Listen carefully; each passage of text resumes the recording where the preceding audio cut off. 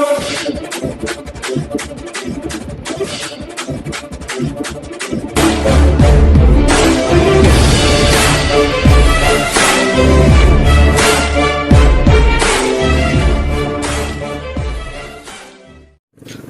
प्यारे हिंदुस्तान न्यूज़ में आपका हार्दिक स्वागत है। खबर हरियाणा के महम से। किसानों ने कहा पहले कोरोना की मार, अब सफेद मक्खी ने कर दी कपास की फसल तबाह।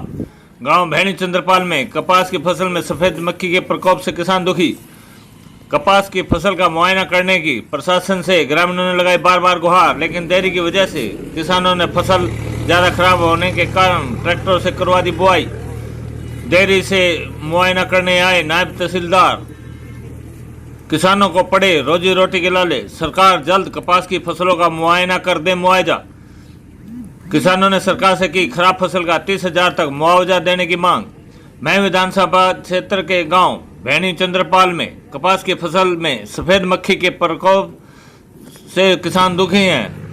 सफ़ेद मक्खी के कारण लगभग 90% नुकसान हो चुका है। कपास की फसल में कोई फल नहीं लग रहा। किसान सफ़ेद मक्खी के प्रकोप से फसल को बचाने के लिए स्प्रे करवाने पर लगभग 15,000 रुपये तक खर्च कर चुका है। गांव के अधिकतर किसानों ने कहा कि बार बार प्रशासन से गुहार लगाई कि कपास की फसल का मुआयना करे, लेकिन प्रशासन की देरी की वजह से फसल ज़्यादा खराब होने के कारण ट्रैक्टरों से बुआई कर दी है। किसानों का कहना था कि लगभग 16 से 20,000 रुपये तक ज़मीन उन्होंने ठेके पर ले रखी है। कपास की फसल की बिजाई के से लेकर अब तक काफ़ी खर्च हो चुका है। किसानों को रोजी रोटी के लाले हो गए हैं, जिस कारण खर्च निकलना दूभर हो गया है। कुछ किसानों ने कहा पहले हम किसान थे, अब मजबूर व मजदूर बन गए हैं। किसानों ने सरकार और प्रशासन से मांग की है जल्द कपास की फसल की गिरदावरी करवा के 25 से 30,000 रुपये तक मुआवजा दे, ताकि किसान का घर आसानी से चल सके। मैम से नायब तहसीलदार रासविंदर पूरी कृषि विभाग की टीम के साथ भैनी चंद्रपाल गाँव के किसानों से मिले और कपास की फसल का मुआयना किया और सैंपल लिए। उन्होंने बताया कि किसानों की मांग पर पूरी टीम के साथ पहुंचे हैं और नुकसान का जायजा लिया है। उन्होंने माना कि कपास की फसल में सफ़ेद मक्खी का ज़बरदस्त प्रकोप है। किसानों की एक एकड़ में जाकर मुआयना किया जा रहा है। उसके आधार पर किसानों की सारी रिपोर्ट सरकार को भेजी जाएगी और किसानों के साथ न्याय होगा। भैनी चंद्रपाल के किसानों के साथ मिलकर उनकी जितनी भी फसल खराब है उनकी रिपोर्ट अनुसार मुआवजा दिलाया जाएगा। मैम से जैन मोहम्मद की रिपोर्ट। हाँ, क्या समस्या है? तो ये समस्या जी जमींदार की, या पहले जमींदार मार दे, फिर किसान हो गया मजदूर। पहले तो कोरोना ने मार दी पब्लिक, और ये 20-25-30 हज़ार ठेके हैं जमीन आगे। ये हाल देख लो, आपने देख लिया होगा, बिल्कुल जीरो पे है जमींदार। फसल में कोई टिंडा नहीं, बीमारी 15-15 हज़ार स्प्रे मार लिए। ये भी अब बात जान लग रही है। ये बात का देखो क्या होगा क्या नहीं होगा, सिस्टम सारा खराब हो गया जी जमींदार का। आज मतलब मृत्यु घाट पे ये मान लो जमींदार, कल क्या होगा ये बात सरकार के ऊपर डिपेंड करे। सारी सरकार बस जमींदार के बारे में क्या सोचा है कि मुआवजा देवा है या नहीं देंगे। अगर मुआवजा देवा है तो जमींदार थोड़ा बहुत बच जाएगा, और नहीं तो जी बिल्कुल मृत्यु का घाट पर जमींदार। तो भैनी चंद्रपाल गाँव की लगभग कितना नुकसान है? क्या परसेंट? 100% जी बिल्कुल। ये तहसीलदार साहब देखने जा रहे हैं, वो पेटा पर लेंगे। आप भी आ रहे हो, आप भी दाऊँ देख लो, ये चुगड़े से माने खड़े हैं, बिल्कुल जीरो पे है जिम्मेदारी। ये 1200 रुपये बाई और लागन लग रही है। पहले बुआई लगी, फिर स्प्रे, फिर बीज, फिर दिहाड़ी, फिर खुद की दिहाड़ी आ रहा बाई। ये हाल है जी। तो क्या मांग है? मांग तो इस सरकार भैया है जमींदार की मदद करे, मुआवजा दिया जाए, ताकि इनके बालक पढ़े लिया, स्कूल बंद है, बालक ही पढ़े, सारा सिस्टम तो है हो रहा है, आपने दे रहा है, सरकार ने दे रहा है इस चीज़ का। शेर सिंह भैनी चंद्रपाल से बोल रहा है, साधारण किसान हूँ, और तकरीबन मैंने 18-20 साल से मैं खेती से जुड़ा हुआ हूँ। और यहाँ की ज़मीन भी के ठेके भी इतने महंगे हुए, 30-35 हज़ार रुपये किला है। नहीं ठीक है, दो भी। तो इसमें जो इतने नुकसान हो रहा है, इसमें मान ले कम से कम 3-3 पैकेट तो उसके ऊपर बिजाई में आए, बीज के आए हैं। उसके बाद 1-1 कट्टा DAP का, 2-2 कट्टे यूरिया के, सिंगल भी गिरे, 6-6, 7-7 स्प्रे करे, 3-3, 4-4 पानी भी दिए, और आखिर में हालात है कि जीरो पे है बिल्कुल भी इसकी। तो इसने बताओ इतना नुकसान के बाद किसान कैसे उभरेगा? जमीन ठेके पे ले रखी है? हाँ, ठेके पे ले रखे।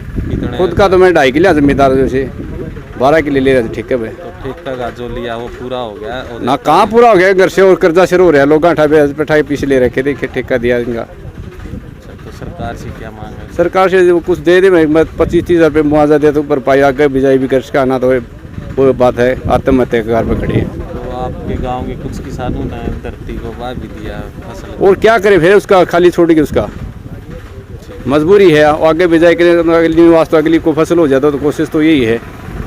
और ये तो नील बिल्कुल नील होगी, ये तो इसको तो आनी जानी थी, यूँ बाया बाकी वो आगे तो बड़े बार खेत में वो हो जा बिल्कुल खत्म हो ली, तो कम से कम आगे भेजाई तो करी जाको है जी। अच्छा, ये बाड़ी आपने क्यों बात क्या करा साहब, ये तो कति खराब होगी, वाइट फ्लाई ने बड़ा बर्बाद कर दी फसल, कुछ भी नहीं है।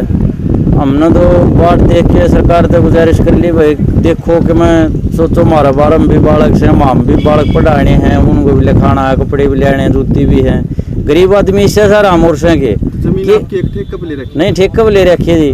कि दो कैरी हैं घर की, दो कैरी हम कौन सा गुजारा होगा दूसरा ठेका ले रखा?